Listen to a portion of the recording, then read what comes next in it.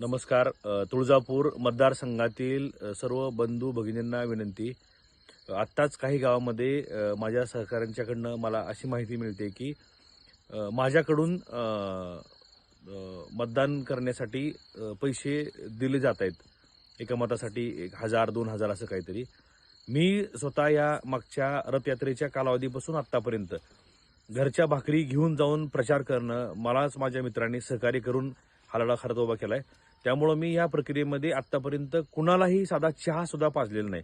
त्यामुळं मी कुणाला पैसे देण्याचा किंवा कुठलंही देण्याचा काहीही दूरदूरपर्यंत संबंध नाही. परंतु या अशा गोष्टीच्या काही अफवा पसरल्यामुळं त्यामुळं इतर मतदारामध्ये किंवा इतर बांधवांमध्ये माझ्याबद्दल नकारात्मक वातावरण तयार करण्याचा काही लोकांच्याकडनं प्रयत्न चाललेला असावा असं वाटतं. त्यामुळं अशा चर्चा, अफवा ऐकायला मिळत आहेत.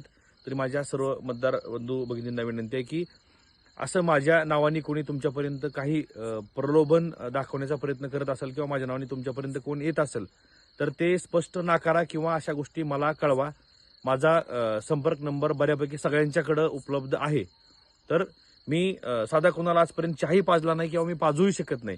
त्यामुळं अशा कुठल्याही अफवावरती बंधू भगिनींनी विश्वास ठेवू नये ही कळकळीची हात जोडून विनंती.